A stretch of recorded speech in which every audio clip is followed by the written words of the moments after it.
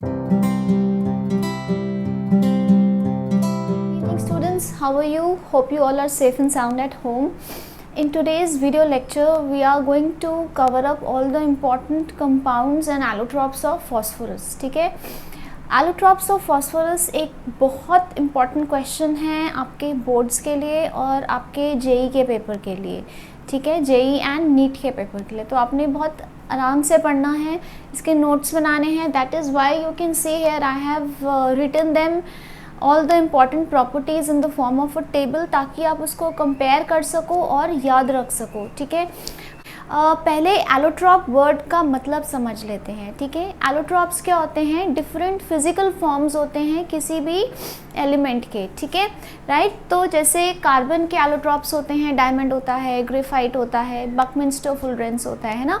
तो फॉर्मूला सबका कार्बन ही रहता है, लेकिन उसके डिफरेंट फिजिकल फॉर्म्स हैं. उसी तरह फॉस्फोरस के एलोट्रॉप्स हैं वाइट, रेड एंड ब्लैक. ठीक है, इसमें से जो वाइट फॉस्फोरस है it is the most reactive. ठीक है, मोस्ट रिएक्टिव कहो या लीस्ट स्टेबल कहो, and black is the least reactive. Least reactive कहो या इसको आप मोस्ट स्टेबल कहो. ठीक है, उसके बाद इसकी अपीयरेंस कैसी है? It is soft, translucent, white, waxy solid with garlic smell. Very very important. आपको ये सारी चीज़ें अच्छे से याद होनी चाहिए. Each and every word that I have written here on the board is important. ठीक है, सो ट्रांसलूसेंट, ट्रांसलूसेंट है. Now there are three types: transparent, translucent and opaque. Transparent जिसके आप थ्रू आराम से देख सकते हो, जैसे शीशे का ग्लास होता है ना, उसके अक्रॉस देख सकते हो, राइट. ट्रांसलूसेंट इज जो थोड़ा सा धुंधला होता है, राइट. एंड ओपेक इज जो बिल्कुल भी जिसके अक्रॉस आप देख नहीं सकते, जैसे लकड़ी जो है इट इज़ ओपेक. ठीक है, तो वाइट फॉस्फोरस क्या है? It is translucent. एंड इसकी अपीयरेंस कैसी है? It is a vaccine solid, right. और इसकी स्मेल कैसी है? लहसुन की जैसी है, गार्लिक स्मेल है. ठीक है, right. And it can be cut with a knife. ये इसका मेल्टिंग पॉइंट है 317 kelvin. Boiling point is 553 kelvin. ठीक है, very important. It is insoluble in water. ठीक है, पॉइजनस है, right. Very important property here is chemiluminescence. आता है which allotrope of phosphorus exhibits chemiluminescence. Chemiluminescence means that it glows in the dark. ठीक है, यहाँ मैं लिख देती हूँ ताकि आप नोट्स में भूले ना. इसका मतलब क्या है? it glows in the dark. ठीक है, poisonous है. ओके, उसके बाद it is stable up to 1070 kelvin. मतलब कि अगर इसको हम 1070 केल्विन तक हीट करते हैं, ठीक है, in an inert atmosphere in the absence of oxygen, उसके बाद more than 1040 kelvin it decomposes to give P2. ठीक है, गैसियस फेज में. अब आप यहाँ देख रहे हैं इसका बॉइलिंग पॉइंट है 553. मतलब जब आप इसको हीट कर रहे होगे, फॉस्फोरस पहले वेपर फेज में बदल जाएगा आफ्टर 553 एंड टिल 1070 केल्विन उसके वेपर्स को भी हीट करते जाओ तो वो 1070 से ऊपर आके वो डिकम्पोज होते हैं. ठीक है, उसके बाद आ जाते हैं इस पॉइंट पे. इसका इग्निशन टेम्परेचर है 303 केल्विन. ठीक है, नाउ व्हाट इज़ 303 केल्विन? ठीक है, कितना डिग्री सेल्सियस होता है करके देख लीजिए आप. What is 303 kelvin? 303 degree Celsius में कन्वर्ट कीजिए, कितना आ जाएगा? 30 degree Celsius, which is usually the room temperature. ठीक है, राइट. सो दैट मीन्स इसको अगर हम मैं बाहर रख दूँ गर्मियों में तो इससे ज़्यादा होता है टेम्परेचर, है ना, तो it will catch fire, right. So that is why it is most reactive. That means it will catch fire in air. अगर इसको मैं एक बाहर निकाल के रख दूं तो ये आग पकड़ लेगा. ठीक है, राइट. और जब आग पकड़ लेगा इक्वेशन क्या बनेगी? मैंने यहाँ एक बार लिख दी, तीनों की सेम इक्वेशन है. What will be the equation? That P4 is going to react with the oxygen to give what? It will give P4O 10, ठीक है। सेम इक्वेशन इसकी है, सेम उसकी है, सिर्फ टेम्परेचर चेंज हो जाएगा, right. So you can balance it, ठीक है। इसी वजह से इस पे एक क्वेश्चन आता है, why how is phosphorus stored and why, so that is why it is stored in water, ठीक है, स्टोर्ड अंडर वाटर। इसको पानी में स्टोर किया जाता है क्योंकि इसका इग्निशन टेम्परेचर बहुत लो है, कितना है 30 डिग्री सेल्सियस, तो आसानी से ये आग पकड़ लेता है। So this is white phosphorus. Now let's move on to red. Okay, एक चीज़ और है, एक क्वेश्चन और आता है कि ये इतना रिएक्टिव क्यों है, ठीक है, ये कैसे एग्जिस्ट कर रहा है। It is existing as P4 units और ये शेप क्या है, दिस इज टेट्राहेड्रल, तो ये एक टेट्राहेड्रॉन के तरह एग्जिस्ट कर रहा है P4 molecule. And can you see the bond angle is just 60 degree, तो इसकी वजह से क्या होएगा, इसमें एक एंगुलर स्ट्रेन आ जाता है। वो क्यों आता है वो कहीं लिखा नहीं होता, ठीक है, तो वो मैं आपको समझाती हूँ। तो इसका इलेक्ट्रॉन क्लाउड यहाँ पे हुआ, इसका इलेक्ट्रॉन क्लाउड यहाँ पे हुआ, किस चीज़ का, बॉन्ड पेयर्स। ये फॉस्फोरस के बॉन्ड पेयर यहाँ के हुए, यहाँ इसके यहाँ पे हुए, तो ये दोनों बॉन्ड पेयर्स, क्योंकि एंगल बहुत छोटा सा है, 60 डिग्री का एंगल है ना, तो ये जो बॉन्ड पेयर्स हैं ये काफ़ी क्लोज आ जाएंगे and they will be repulsion, ठीक है। तो दोनों इलेक्ट्रॉन पेयर्स में क्या होएगी, रिपल्शन होएगी and the molecule will become unstable, that is known as angular strain. Angle छोटा होने की वजह से जो उसमें अनस्टेबिलिटी आई, ठीक है। You need to understand this, you can write it in your own language what is angular strain, ठीक है। अदरवाइज 1 मार्क का क्वेश्चन आता है तो आपने उसमें क्या लिखना है कि this is highly reactive because it exist as a P4 tetrahedron where the bond angle is 60 degree and because of angular strain, ठीक है। तो क्या रीज़न है इसकी, 60 डिग्री की वजह से क्या हो रहा है, angle is very small, angular strain, और इस एंगुलर स्ट्रेन की वजह से it is highly reactive, it is unstable molecule, ठीक है। and just for your information I told you what is angular strain, ठीक है, right. So this is about white phosphorus, ठीक है। एक चीज़ मैंने यहाँ पे आप देख रहे हो, एक इक्वेशन और लिखी है, ये कंपेयर करने के लिए लिखी है। जो वाइट फॉस्फोरस है वो बहुत रिएक्टिव होता है, आपके एनसीईआरटी में भी एक ही इक्वेशन दी है इसकी chemical property, that is it reacts with NaOH, sodium hydroxide, to form phosphine gas. इसके 2 रीजंस हैं, फॉस्फाइन की प्रेपरेशन भी है, complete the equation भी है, and it is a chemical difference between white phosphorus and red phosphorus। तो ये 3 reasons की वजह से ये equation जो है ये बहुत ज़रूरी है, ठीक है। that is it is reacting with NaOH to give phosphine gas and this is what, this is sodium hypophosphite, ठीक है। तो क्या है ये, sodium hypophosphite, it is sodium hypophosphite,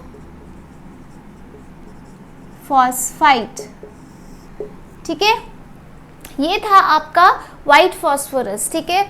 it was very essential for me to write all these 3 on the board, चाहे थोड़ी सी space cumbersome हो गई है क्योंकि आपने कंपेयर करना है, तो अगर मैं अलग अलग लिखूंगी तो आप कंपेयर कर नहीं पाओगे, ठीक है।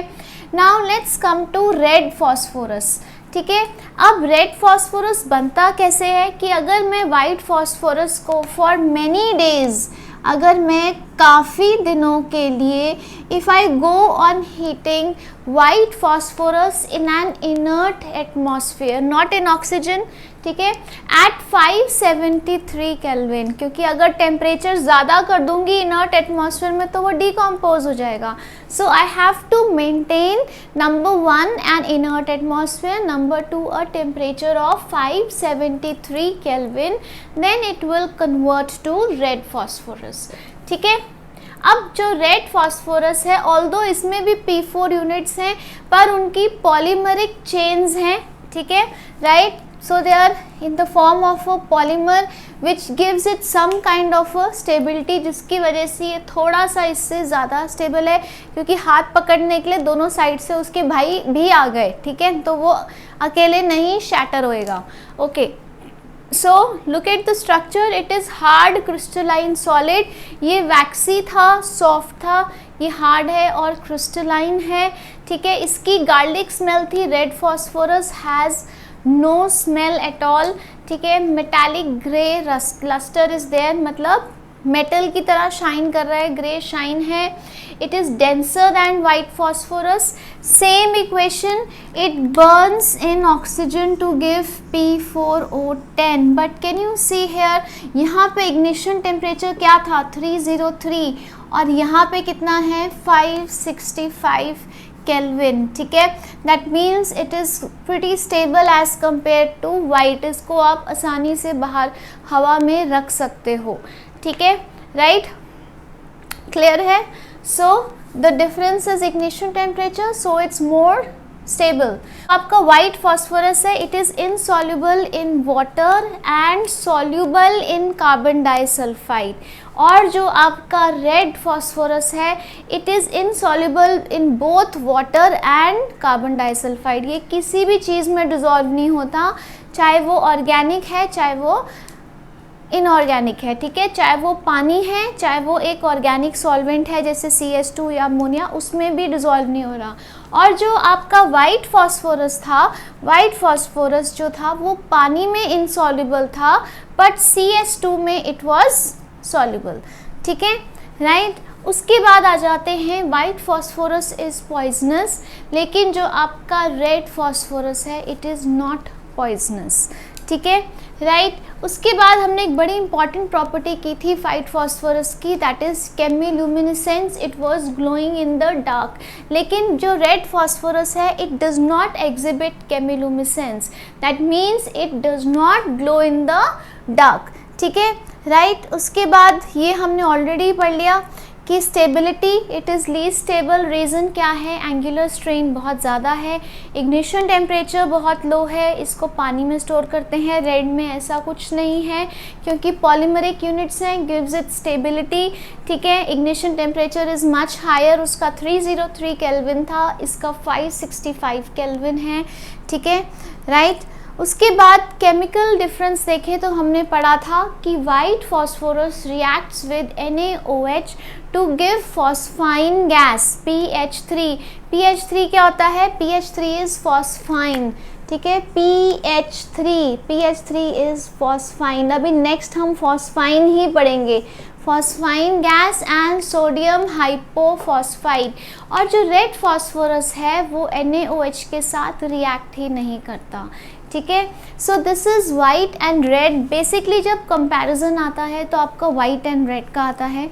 Now next is black phosphorus. Mostly इसमें क्वेश्चन क्या आता है, it is the most stable form of phosphorus, ठीक है, ये क्वेश्चन आएगा।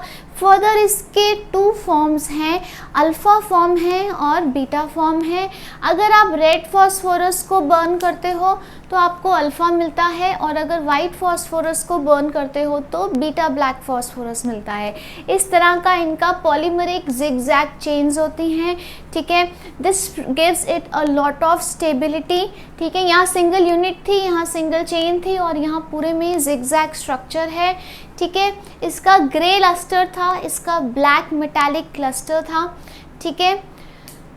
उसके बाद आ गया ये हाईली पॉली लेयर, मतलब इसमें बहुत सारी लेयर्स हैं फॉस्फोरस की, ठीक है। उसके बाद हमने ऑलरेडी पढ़ लिया, it's the most stable form of phosphorus. Again इसका इग्निशन टेम्परेचर क्योंकि मोस्ट स्टेबल है तो इन दोनों से भी हाई है, कितना हो गया 673 केल्विन। इक्वेशन सेम रहेगी, P4 + O2 is going to give you P4O10। The only thing is ignition temperature will increase, ठीक है। So this is about allotropes of phosphorus, make very good notes on this, ठीक है। ये आपका short question होता है, ये आपने अच्छे से प्रिपेयर करना है, इसका एक स्क्रीनशॉट ले लीजिए। Okay, so next we are going to talk about phosphine.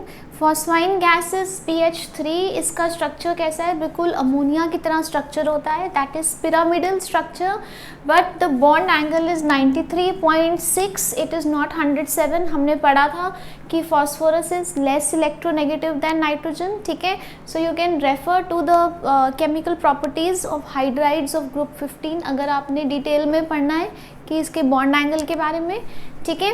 So now you can see the bond length is 142 picometres. Okay, now इसकी हाइब्रिडाइजेशन क्या है, देखिए कितने सिग्मा बॉन्ड दिख रहे हैं आपको, देयर आर 3 सिंगल बॉन्ड्स या सिग्मा बॉन्ड्स, एक आपको लोन पेयर दिख रहा है। टोटल कितने हो गए, 4 हाइब्रिड ऑर्बिटल्स चाहिए, तो एक S हो गया, 3 बचे, 3 क्या हो गए P, तो हाइब्रिडाइजेशन क्या हो गई इसकी, sp3 हाइब्रिडाइजेशन, ठीक है। फर्दर इसकी प्रेपरेशन पे आते हैं। First way of preparing is that you treat calcium phosphide with water and HCl, ठीक है। कैल्शियम फॉस्फाइड को आप पानी से ट्रीट करोगे, क्या बनेगा, calcium hydroxide and phosphine. Calcium phosphide को अगर HCl से ट्रीट करोगे, क्या बनेगा, calcium chloride and phosphine gas, ठीक है। ओके, और लैब प्रिपरेशन कैसे होती है, अभी हमने वाइट फॉस्फोरस में पढ़ा था कि वाइट फॉस्फोरस जो है कॉन्सेंट्रेटेड NaOH सोल्यूशन के साथ रिएक्ट करके आपको फॉस्फाइन देता है एंड सोडियम हाइपोफॉस्फाइड देता है, ठीक है, राइट। उसके बाद जो प्योर फॉस्फाइन गैस है, it is not inflammable, that is it does not catch fire. However अगर इसमें इम्प्योर हो अगर ये, तो it becomes flammable, it catches fire. और वो इम्प्योरिटीज़ कौन कौन सी हो सकती हैं इसमें, P2H4 की या फॉस्फोरस के वेपर्स की, ठीक है।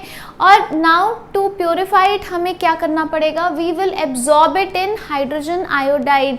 तो क्या होएगा, फॉस्फाइन जो है वो डायरेक्टली HI के साथ कंबाइन करके क्या बना देगी, PH4I, that is phosphonium iodide, ठीक है, राइट। और इस फॉस्फोनियम आयोडाइड को हम KOH के साथ ट्रीट कर सकते हैं and we get pure phosphine gas, ठीक है, राइट। सो ये जो 2 इक्वेशंस हैं ये कंप्लीट करने को आ सकती हैं, ये भी आ सकती है, ऑलरेडी आपने वाइट फॉस्फोरस में भी पढ़ी।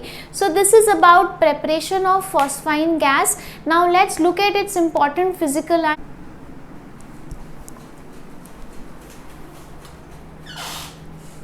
ओके, अब आ जाते हैं physical properties of phosphine gas, ठीक है। Nothing much in this except you should know कि it is a colourless gas. इसकी बहुत गंदी सी स्मेल होती है, रॉटन फिश लाइक स्मेल, ठीक है। इट इज़ हाईली पॉइजनस, ठीक है, and it is slightly soluble in water. Also important to remember here कि जो इसका सोल्यूशन है फॉस्फाइन का, जैसे ही उस पर लाइट पड़ती है it decomposes to give you red phosphorus and hydrogen gas, ठीक है। इसकी केमिकल प्रॉपर्टीज़ देखते हैं, केमिकल प्रॉपर्टीज़ पे इसके क्वेश्चन आ सकते हैं, ठीक है। Okay, now let's look at chemical properties of phosphine gas, ठीक है। सबसे पहले अगर हम इसकी एसिडिक या बेसिक नेचर देखें तो आपने पढ़ा है अमोनिया क्या होता है, बेसिक होता है, क्योंकि उस पर क्या होता है, लोन पेयर। तो फॉस्फाइन भी क्या हुआ, it is basic in nature, ठीक है। So it is weakly basic, right, and क्यों होता है, because of lone pair of electrons. तो किस तरह का बेस है, it is a Lewis base, ठीक है। और अगर आपने प्रूफ करना हो, क्वेश्चन कई बार आता है give a reaction to prove it's a Lewis base, तो आप कौन सा रिएक्शन दे सकते हो, आप कोई भी हैलोजन एसिड के साथ रिएक्शन दे देना कि फॉस्फाइन गैस जो है जब उसको आप हैलोजन एसिड से ट्रीट कराते हो तो क्या होता है, because of the presence of lone pair it reacts with a acid. So since it's weakly basic because of lone pair, तो base plus acid is giving you salt, ठीक है। So अगर आपको क्वेश्चन पूछा जाए give a reaction to show it is Lewis base, तो आप क्या कर सकते हो, you can write something like this, it will give you PH4I negative. Since it's a base, it is reacting with a acid to give you salt. और reason क्या है basicity का, रीज़न है लोन पेयर, ठीक है।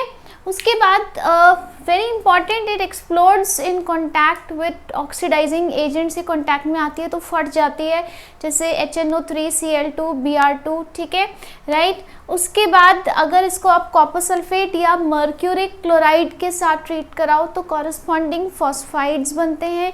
ये 2 equations जो हैं ये आपको NCERT में दी हुई हैं, कंप्लीट करने को आ सकती हैं, ठीक है। एंड देन ये हमने ऑलरेडी कर लिया, it reacts with halogen acid to form phosphonium halides, ठीक है। So these are the chemical properties. Okay, इसके बाद एक क्वेश्चन आपको और आ सकता है, इसको रब कर लेते हैं, then let's look at that question. ठीक है, अब मैं बात कर रही थी आपके इन टेक्स्ट में एक क्वेश्चन है, that is why is bond angle of phosphonium ion.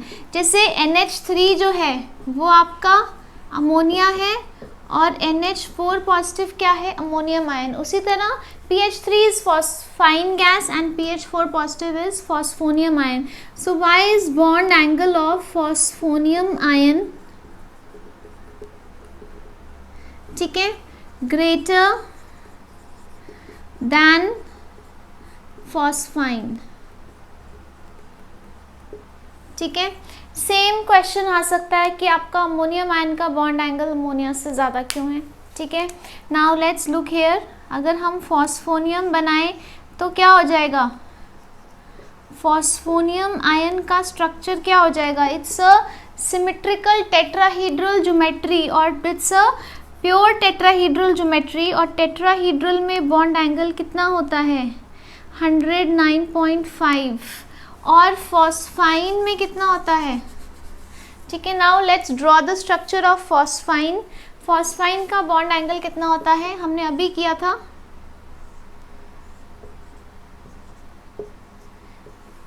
Phosphine में 4 बराबर एंगल्स नहीं है, it's not a regular tetrahedral, it's a distorted tetrahedral.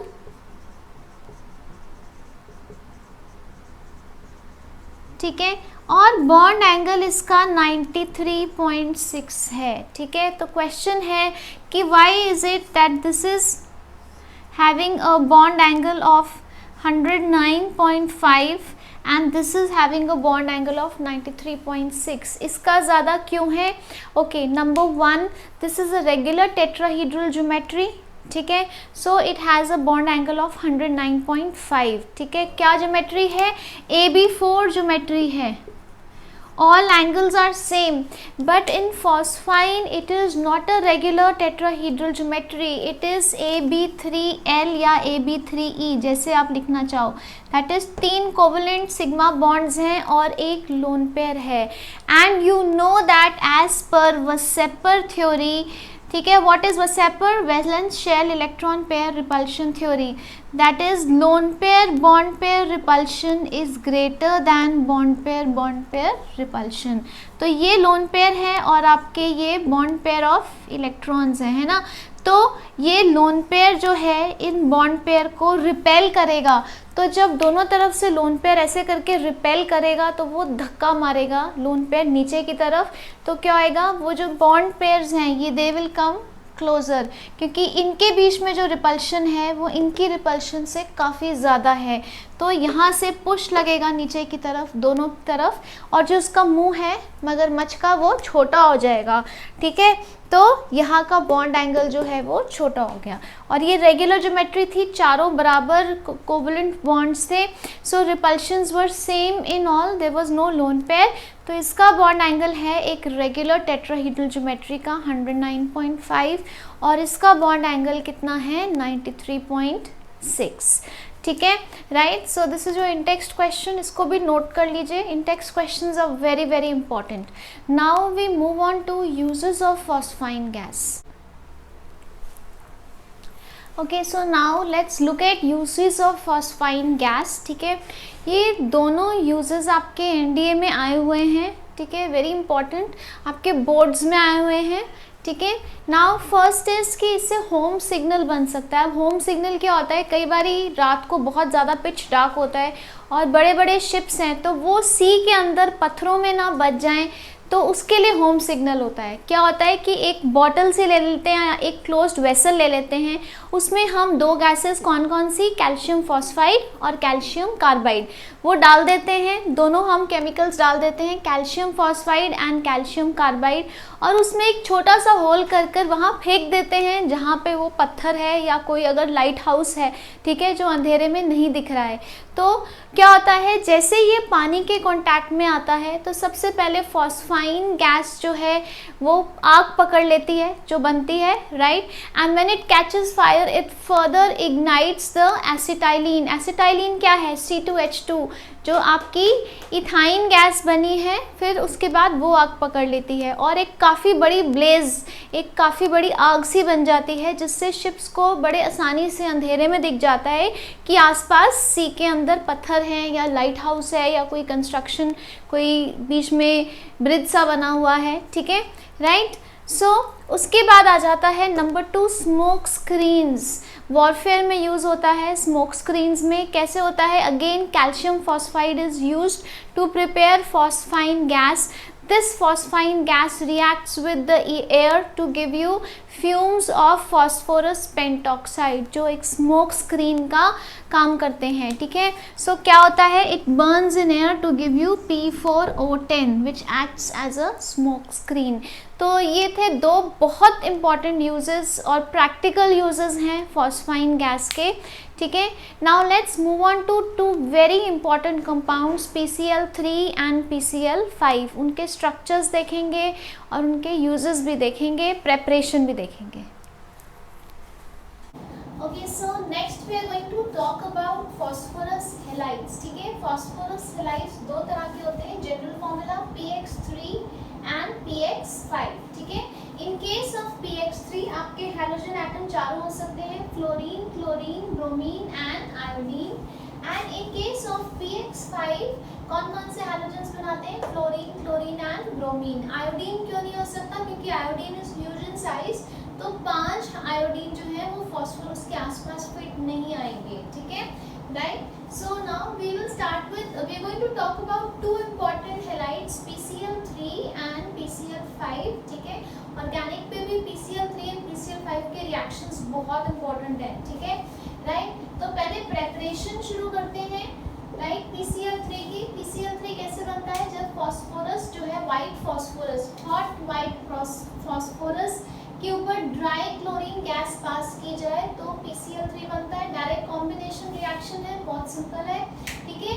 या SOCl2, what is SOCl2, it is thionyl chloride, ठीक है। Again thionyl chloride is a gas, when it is treated with white phosphorus again it gives you PCl3 plus SO2 plus H2Cl2, ठीक है। अब इसकी properties में आ जाते हैं, पहले आ जाते हैं फिजिकल प्रॉपर्टी क्या है, it is a colourless oily liquid, pungent smell है, ठीक है। Now very important, hydrolysis in the presence of moisture, ठीक है, इंपॉर्टेंट इक्वेशन है। इसका मतलब क्या है कि ये जो हवा में मॉइस्चर है उसके साथ रिएक्ट करके क्या बना रहा है, फॉस्फोरस एसिड। तो हम इसको क्या कह सकते हैं, it is also the anhydrous form of phosphorous acid. मतलब फॉस्फोरस एसिड में से पानी निकाल दिया जाए तो क्या बनेगा, PCl3, राइट। उसके बाद आ जाएगा it reacts with organic compounds containing OH group, ठीक है। कौन कौन से होते हैं, एक कार्बोक्सिलिक ग्रुप में आपके पास OH आ गया इकट्ठे, एक आपके पास अल्कोहल्स में OH आ गया, ठीक है। तो कार्बोक्सिलिक एसिड और अल्कोहल्स दोनों के साथ जब PCl3 रिएक्ट करता है तो ये OH को रिप्लेस कर देता है, ठीक है।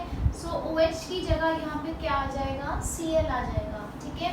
And whenever PCl3 is reacting with carboxylic acid and alcohol, by product हमेशा आपका फॉस्फोरस एसिड बनेगा, H3PO3, ठीक है। So these are the chemical properties. Now please understand it is a very comprehensive and a huge chapter, and do not do extra equations, restrict yourself to the equations which are given in NCERT। Extra करने का फायदा नहीं होगा, ना वो आपके boards में आएंगी, ना वो आपके कॉम्पिटिशन्स में आएंगी, and they will just confuse you and waste your time, so it is better to do a focused study, ठीक है, राइट। सो उसके बाद अगर हम इसका स्ट्रक्चर स्टडी करें तो इसका स्ट्रक्चर क्या है, just like phosphine structure is distorted tetrahedral, जिसको हम क्या कहते हैं, पिरामिडल स्ट्रक्चर है इसका, ठीक है। You can see the bond length of the phosphorus chlorine bond is 240 picometer, जबकि phosphine में pH की कितनी थी 142. इसकी bond length PCl bond length जो है इस मॉलिक्यूल में it is greater than pH bond length. Common sense, क्योंकि क्लोरीन का साइज हाइड्रोजन से बड़ा है तो एटॉमिक रेडियस इसका ज़्यादा है, इसकी बॉन्ड लेंथ ज़्यादा होएगी. ठीक है. उसके बाद यहाँ पे बॉन्ड एंगल कितना है 100.4 डिग्री. ठीक है. राइट. फॉस्फाइन में कितना था अप्रोक्सीमेटली 93 डिग्री था. बॉन्ड एंगल ज़्यादा क्यों है? बिकॉज यहाँ पे क्लोरीन है, it is more electronegative than phosphorus. तो शेयर्ड पेयर ऑफ इलेक्ट्रॉन्स कहाँ होंगे? ज़्यादा क्लोरीन की तरफ होंगे. सो इनमें डिस्टेंस ज़्यादा है जो बॉन्ड पेयर्स है, तो इनमें रिपल्शंस कम होएगी, तो इसका मुंह जो है ज़्यादा खुला होएगा एज कम्पेयर टू फॉस्फाइन. ठीक है. Right. So bond angle is 100.4 degrees and bond length is 240 picometer.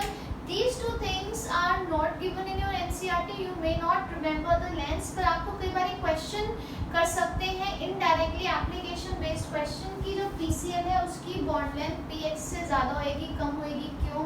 And इसके एंगल के बारे में भी क्वेश्चन आ सकता है application based. They may not ask you what is the angle, but they would ask you is the angle greater in PCl3 और pH3 and why. ठीक है. So that is why I have explain this to you. ठीक है. So you can note down the properties of PCl3 and now we move on to PCl5. Okay, so the next slide we are going to talk about is PCl5. ठीक है. So देखते हैं. सबसे पहले preparation is exactly same. ठीक है. दोनों reaction same है कि व्हाइट फॉस्फोरस को जब आपने excess of dry chlorine gas के साथ हीट करोगे तो PCl5 बनेगा. ठीक है. सिमिलरली अगर आप व्हाइट फॉस्फोरस को एक्सेस ऑफ थायनाइल क्लोराइड के साथ ट्रीट करोगे तो PCl5 बनेगा. राइट. प्रॉपर्टीज में इट्स येलो व्हाइटिश पाउडर. ठीक है. जो PCl3 था it was hydrolysing in the presence of moisture to give phosphorus acid. ये क्या करता है कि PCl5 मॉइस्चर से साथ रिएक्ट करके पहले POCl3 बनाता है और ये POCl3 फर्दर और मॉइस्चर अगर एक्सेस में हो तो उससे रिएक्ट करके फॉस्फोरिक एसिड बनाता है. ठीक है. सो PCl3 was forming phosphorus and PCl5 is forming phosphoric acid. ठीक है. उसके बाद PCl5 को अगर आप हीट करो, right, so what is going to happen, इसकी सब्लिमेशन हो जाती है, इट टर्न्स इनटू गैसेस. पर अगर बहुत ज़्यादा हीट करो फर्दर तो वेपर्स जो है वो डीकम्पोज होकर आपको PCl3 दे देंगे. ठीक है. ये रिएक्शन भी बिल्कुल सेम है, that is it is reacting with carboxylic acids and alcohols. ठीक है. और OH की जगह आपने यहाँ Cl लगा देना है, दैट मीन्स क्लोरो डेरिवेटिव्स दे रहा है. ठीक है. राइट. उसके बाद एडिशनल प्रॉपर्टी क्या है, it is reacting with finally divided metals like silver और टिन. कोई भी फाइनली डिवाइडेड मेटल है, यूजुअली आपके डी ब्लॉक के कोई भी मेटल के साथ रिएक्शन दिया होगा, आपने क्या करना है, आपने क्लोराइड बनाना है और साथ में PCl3. ये कॉमन रिएक्शन आपने याद रखना है. ठीक है. Now let's come to very very important topic, the structure of PCl5. ठीक है. स्ट्रक्चर PCl5 का स्ट्रक्चर कैसा होता है, इट्स लाइक दिस. ये तीन एंगल्स एक प्लेन में होते हैं. ठीक है. जिसको हम क्या कहते हैं, और ये बॉन्ड कौन सा है, इक्वेटोरियल बॉन्ड. ठीक है. So they are in the same plane. ठीक है. यहाँ बीच में P है और यहाँ 3 Cl है. They are in the same plane, equatorial plane. इसको हम इक्वेटोरियल बॉन्ड कहते हैं. और each bond angle here is, करो 360 डिवाइड बाय 3 कितना हुआ 120 डिग्री. उसके बाद one bond phosphorus chlorine bond is above the plane and the other one is below the plane. ठीक है. तो जैसे ये आपके 3 यहाँ आ गए, एक ऊपर है above the plane और एक below है below the plane. ठीक है. Right. And this geometry is known as what? ये हो गई. This geometry is known as trigonal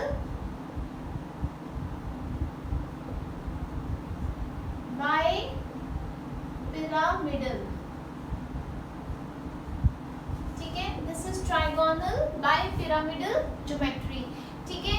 ये वाले जो बॉन्ड है PCl बॉन्ड, इनको हम क्या कहते हैं, we call them axial bonds, ठीक है, ये मैंने आपको ग्रुप 15 के प्रॉपर्टीज में भी बताया था रिएक्शन विद हैलाइड्स में. नाउ इसमें एक बड़ा इंपॉर्टेंट क्वेश्चन आता है, लेट्स अटेम्प्ट दैट हियर. ठीक है, दैट क्वेश्चन इज कि क्या इसके सारे बॉन्ड्स सेम है? नो. जो एक्सियल पीसीएल बॉन्ड्स हैं, ठीक है, उनकी बॉन्ड लेंथ जो है it is greater than equatorial PCL bonds. ठीक है, ये वाले की बॉन्ड लेंथ ज्यादा है, इसकी कम है. ठीक है, मैंने आपको इसका रीजन भी बताया था. जैसे इक्वेटोरियल प्लेन ये है, तो इसमें जो एंगल्स हैं उनमें काफी फर्क है, 120 डिग्री का है. तो ये वाला बॉन्ड पेयर और इस पीसीएल का बॉन्ड पेयर, ये जो बॉन्ड पेयर्स हैं ये काफी दूरी पे हैं. They are at a distance of कितना, 120 डिग्री, राइट. बट जो ये वाला बॉन्ड पेयर है और ये वाला है, दैट इज जो एक्सियल बॉन्ड है और जो इक्वेटोरियल है, इसका डिस्टेंस देखिए कितना है, सिर्फ 90 degree. So the distance is lesser. वो 120 था, इतना था इक्वेटोरियल का, और एक्सियल एंड इक्वेटोरियल का एंगल छोटा है, 90 डिग्री है. So they are closer. तो इनमें रिपल्शन काफी होगी, ठीक है, because they have come closer. जब रिपल्शन होगी, so to avoid that repulsion what happens, ये जो बॉन्ड है ये खिंच जाता है, ये स्ट्रेच हो जाता है. तो जब ये स्ट्रेच होके और लंबा हो गया तो क्या हुआ, अब इसका जो बॉन्ड पेयर है वो थोड़ा सा और दूर हो गया. ठीक है, राइट. तो एक्सियल बॉन्ड लेंथ जो है it is greater than equatorial bond length. Why? Because in axial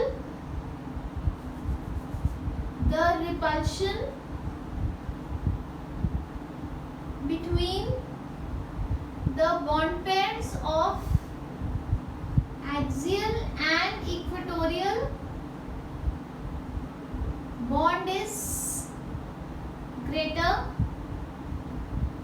as angle is just 90 degree, है ना. So to overcome the repulsion, इस रिपल्शन से बचने के लिए, कौन सी repulsion, bond pair repulsion, the bonds stretch. कौन से, एक्सियल बॉन्ड्स. ठीक है, इक्वेटोरियल तो स्ट्रेच हो नहीं सकते क्योंकि 3 है, वो बराबर डिस्टेंस पे ही है ऑलरेडी. तो ये बॉन्ड्स जो है ये स्ट्रेच कर जाते हैं. तो ये वाली bond length is greater than ये वाली बॉन्ड लेंथ. ठीक है, इसके अलावा एक चीज और देखते हैं. आपके इन टेक्स्ट में एक क्वेश्चन है, ठीक है, let's go through that question. In text question, this is example 7.7. Why does PCl3 fume in moisture? मतलब मॉइस्चर के कांटेक्ट में आके PCl3 फ्यूम क्यों करती है? ठीक है, बहुत इजी क्वेश्चन है. क्या आएगा, जब PCl3 मॉइस्चर के कांटेक्ट में आती है, अभी हमने किया था, क्या बनता है, फॉस्फोरस एसिड. ठीक है, so it fumes in moisture. ठीक है, राइट. और क्या बनता है, HCl, राइट. तो क्या बनेगा, फॉस्फोरस एसिड और HCl. बट फ्यूम क्यों करती है? Because of the fumes of HCl formed. Fumes किसके होते हैं? क्योंकि HCl बनता है. ठीक है, right. You can balance this equation and right it down. ठीक है, is it clear? You want I can balance, बहुत इजी है इसकी बैलेंसिंग. 3 3 6, ये 3 2 6, chlorine 3 and 3, this is balance. ठीक है, so this brings us to the end of phosphorus halides. Now let's look at some oxyacids of phosphorus. ठीक है, इसको note कर लो, बहुत इंपॉर्टेंट है.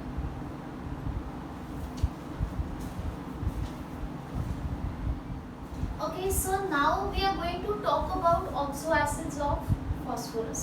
ठीक है, before I talk about structures, आपने देखा होगा मैंने यहाँ कोई structures नहीं बनाए, मैंने यहाँ कुछ instructions लिखी हुई हैं. We will do the structures.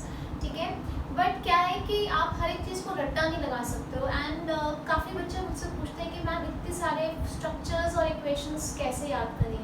So the best thing is to understand the logic behind it. ठीक है, so this is extremely beautifully given in your NCERT. These points about your oxo acids of phosphorus, इसको हम समझते हैं. ठीक है, right. जब भी आपने कोई ऑक्सो एसिड बनाना है तो आपने देखना है कि जो फास्फोरस है उसका स्ट्रक्चर क्या है, टेट्राहीड्रल स्ट्रक्चर है, नंबर 1 पॉइंट। ठीक है, अभी हम बनाएंगे and then we will see ये सारा कुछ फॉलो हो रहा है कि नहीं हो रहा है। ठीक है, उसके बाद जो आपका ऑक्सो एसिड है उसमें एटलीस्ट एक पी डबल बॉन्ड ओ और एक POH बॉन्ड होना चाहिए। ठीक है, एंड है, दोनों होने चाहिए, राइट। क्या होना चाहिए, एक P double bond O and एक POH बॉन्ड होना चाहिए। ठीक है, राइट। तो पहला क्या था, टेट्राहीड्रल की ज्योमेट्री, एंड दूसरा ये। अब तीसरा क्या है कि फास्फोरस के ऑक्सीडेशन स्टेट्स कौन कौन से होते हैं, +3 and +5, right. Now in oxo acids in which phosphorus has oxidation state less than +5, ठीक है, राइट। तो उसमें क्या है कि जिसमें उसकी ऑक्सीडेशन स्टेट +5 से कम है, तो उन केसेस में जैसे फास्फोरस, ये क्या है आपका हाइपोफॉस्फोरस एसिड, इसमें ऑक्सीडेशन स्टेट कैलकुलेट करके देखते हैं, right. So it is 3 + x + 2 times -2 = 0. So 3 + x - 4 = 0, right? So 3, so x - 1 = 0, x = +1. ठीक है, जिन एसिड्स में फास्फोरस की ऑक्सीडेशन स्टेट +5 से कम है उसमें क्या है, besides P double bond O and POH, ये तो होना ही है, इसके अलावा क्या है, या तो एक PP बॉन्ड दिखेगा फास्फोरस फास्फोरस, या आपको एक फास्फोरस हाइड्रोजन बॉन्ड दिखेगा, बट नॉट बोथ, दोनों नहीं होंगे, उनमें एडिशनली या आपको एक फास्फोरस फास्फोरस बॉन्ड दिखेगा या एक फास्फोरस हाइड्रोजन बॉन्ड दिखेगा। ठीक है, राइट। उसके बाद वो ऑक्सो एसिड्स जिसमें phosphorus is in +3 oxidation state, ठीक है, जिसमें फास्फोरस कौन सी ऑक्सीडेशन स्टेट में है, +3 ऑक्सीडेशन स्टेट में है, स्पेसिफिकली +3 ऑक्सीडेशन स्टेट। ठीक है, उसमें क्या होएगा, they will disproportionate to give 2 compounds, एक में ऑक्सीडेशन स्टेट कम होएगी और एक में ज़्यादा होएगी। ठीक है, डिस्प्रपोर्शनेशन हमने पहले भी पढ़ा था, जैसे हमारे पास फास्फोरस एसिड है, it disproportionates to give you phosphoric acid and phosphine. ठीक है, तो क्या होता है, what is disproportionation, that is जो कंपाउंड है it decomposes to give 2 things, एक में उसकी ऑक्सीडेशन स्टेट बढ़ जाती है और एक में उसकी ऑक्सीडेशन स्टेट कम हो जाती है। ठीक है, यहाँ पे एक बारी देखते हैं, यहाँ पे +3 है, but still let's just check. So let's see here H3PO3। ठीक है, हाइड्रोजन की कितनी होती है, +1, ऑक्सीजन होती है -2, ऑक्सीडेशन स्टेट कैलकुलेट करो, 3 + x + 3 टाइम्स -2 = 0, सो 3 + x - 6, x - 3 = 0, x = +3। तो यहाँ पे ऑक्सीडेशन स्टेट कितनी है, +3, यहाँ पे कितनी है चेक करो, 4 × 3 = 12, 4 × 2 = 8, 8 - 3 5, एनीवेज मैं आपको फिर भी करके दिखाती हूँ। H3PO4, इसकी x हो गई, सो 3 + x + 4 टाइम्स -2। ठीक है, तो ये आ गया 3 + x - 8, और कितना हो गया, x - 5 = 0, x = +5। तो यहाँ इसकी बढ़ के कितनी हो गई, +5। ठीक है, फॉस्फाइन में कितनी हो जाएगी, बताइए कितनी हो जाएगी, फॉस्फाइन इज x, सो x + 3 टाइम्स 1 = 0 और x =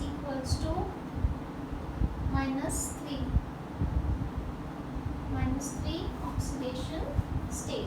ठीक है, तो ऑक्सीडेशन स्टेट बढ़ भी गई और कम भी हो गई, तो ये क्या हुआ, डिस्प्रपोर्शनेशन रिएक्शन हो गया।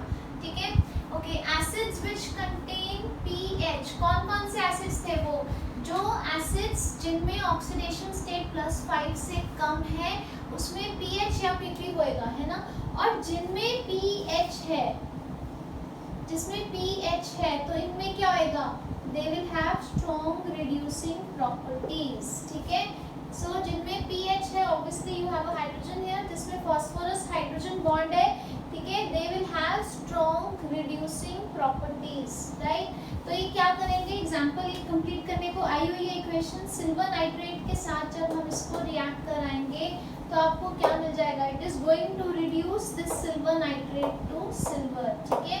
एंड क्योंकि इसकी खुद की ऑक्सीडेशन हो जाएगी, इट विल बिकम H3PO2 से H3PO4, ठीक है, राइट। उसके बाद फॉस्फोरस हाइड्रोजन बॉन्ड जो है, it is not responsible for acidic nature या basicity. What is basicity? Basicity is कि एक एसिड कितने सारे H पॉजिटिव आयंस दे सकता है किसी बेस को न्यूट्रलाइज करने के लिए, ठीक है।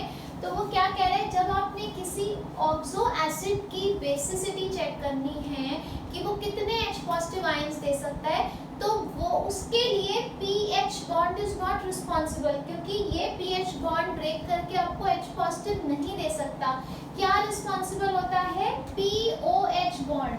जितने आपको OH दिख रहे हैं, ठीक है, इसका हाइड्रोजन जो है वो आयनाइजेबल है, उतनी बेसिसिटी होएगी, ठीक है। एग्जांपल्स है जैसे H3PO3 and H3PO4। I will just take this up, अभी स्ट्रक्चर्स करेंगे, ठीक है, and we are going to see ये पॉइंट्स फॉलो हो रहे हैं कि नहीं हो रहे हैं, ठीक है। एक बार फिर से देखते हैं। एक तो फॉस्फोरस टेट्राहीड्रल है, सारे ऑक्सो एसिड्स में आपको यहाँ करते जाते हैं। पहली चीज क्या थी आपकी, टेट्राहीड्रल होना चाहिए फॉस्फोरस, ठीक है।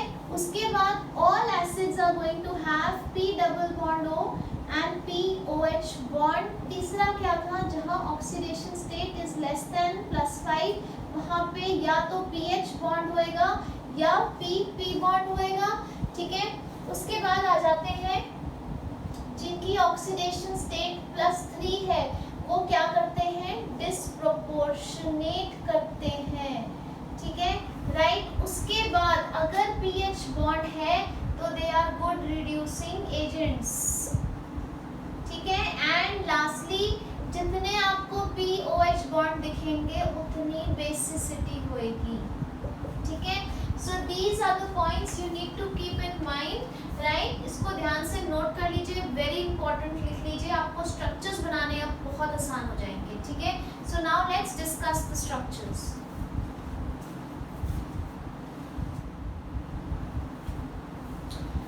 सो एक एक करके हम इसको स्टडी करते हैं, ठीक है। सबसे पहले आ गया हाइपोफॉस्फोरस एसिड, ठीक है, right, that is H3PO2, oxidation state is +1, ठीक है। अब +1 ऑक्सीडेशन स्टेट है, तो क्योंकि दो फॉस्फोरस तो है नहीं, तो इसमें कौन सा बॉन्ड जरूरी है, PH। P double bond O और POH तो बनाना ही है, इसके अलावा क्या बनाना है, PH बॉन्ड, ठीक है। तो हम क्या करेंगे, जब हम बनाते हैं सबसे पहले हम एक P डबल बॉन्ड O, एक POH और एक PH बॉन्ड, ये 3 बॉन्ड्स तो हम बना लेते हैं, ठीक है। तो सबसे पहले जब आपने बनाना है, आप क्या करो, सबसे पहले एक टेट्राहेड्रल शेप बना लो, ठीक है। उसके बाद एक बना लो P डबल बॉन्ड O, एक बना लो OH और एक बना लो H, ठीक है। तो अब आपका क्या क्या यूज हो गया है, आपके 2 H यूज हो चुके हैं, H2 यूज हो गया, सो P कितने हो गए यूज, 1 जितना था, ऑक्सीजन कितने यूज हो गए, 2। आपके फॉर्मूला में 2 ऑक्सीजन है, 1 फॉस्फोरस है, 3 हाइड्रोजन है, तो तीसरा हाइड्रोजन कहाँ आएगा, यहाँ पे आएगा। OH नहीं होगा क्योंकि ऑक्सीजन बचे ही नहीं हाइड्रोजन के साथ लगने के लिए, ठीक है। So this is how you draw. मैंने आपको बता दिया इसको कैसे बनाना है, तो अब रट्टा लगाने की जरूरत नहीं होगी। उसके बाद can you see how many pH bonds are there? There are 2 pH bonds, so it's a good reducing agent, ठीक है। अब बेसिसिटी कितनी होएगी, कितने OH दिख रहे हैं आपको, there is only 1 OH bond, है ना, that means it is mono means 1, mono basic, ठीक है। प्रेपरेशन कैसे होती है, जब व्हाइट फास्फोरस को किसी एल्कली से ट्रीट करते हैं, इक्वेशंस आपको एनसीईआरटी में नहीं दी तो इन मोस्ट प्रोबेबिलिटी नहीं आएगी, ठीक है।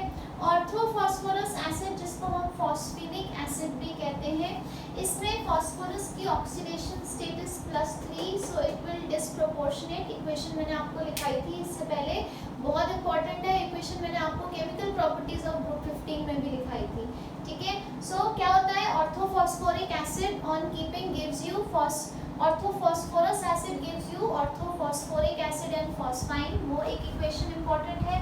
बनता कैसे है, P2O3 में पानी डाल दो, क्या बन जाएगा आपका orthophosphorous acid.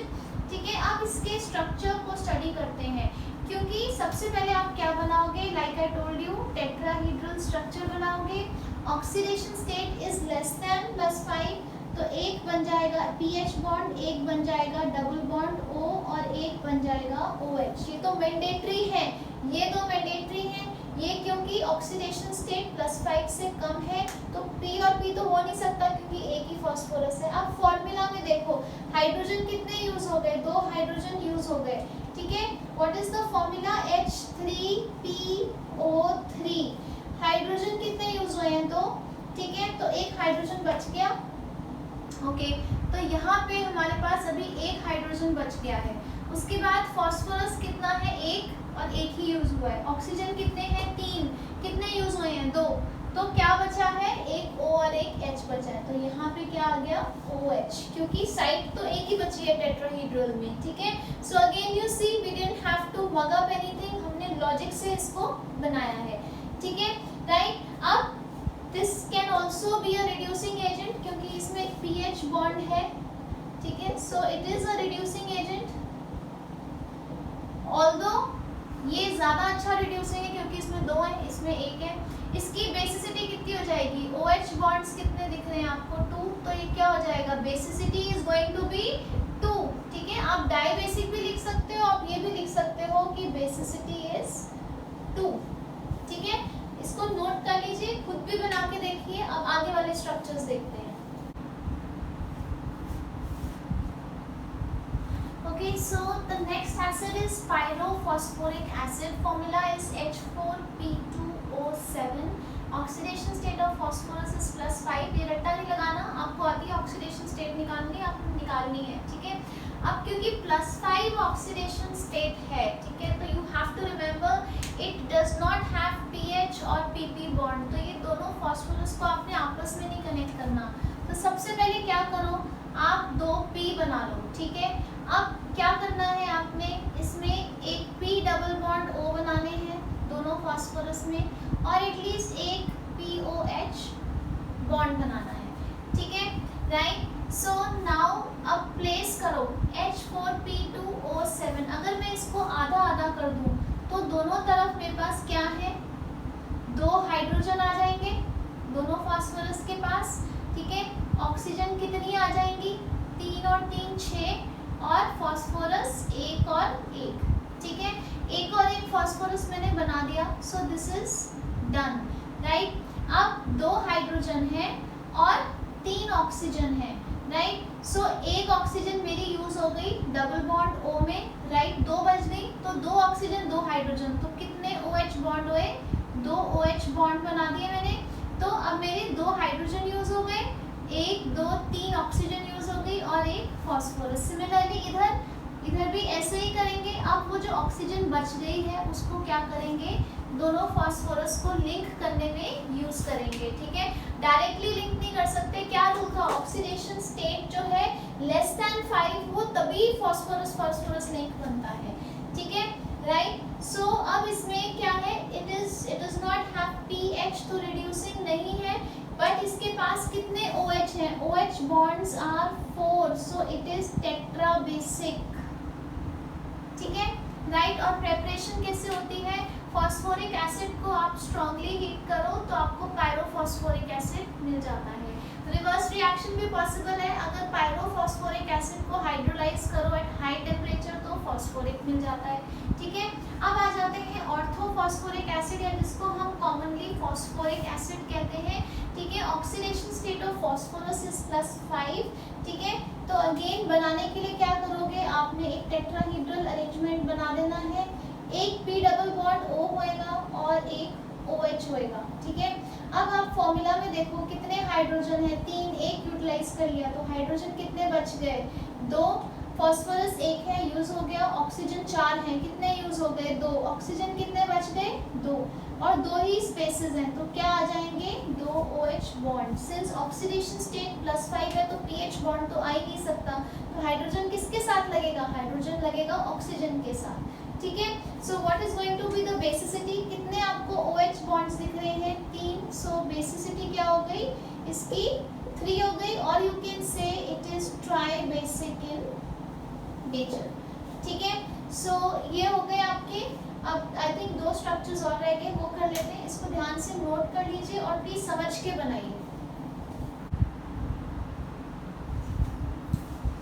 Okay, now these are the last 2 structures, ठीक है। There is something called metaphosphoric acid HPO3, ठीक है। वो कभी भी एज मोनोमर नहीं एग्जिस्ट करता, या तो वो ऐसे एग्जिस्ट करता है as a trimer, so it is known as cyclotrimetaphosphoric acid, और it exists as a long chain as a polymer, polymetaphosphoric acid, ठीक है।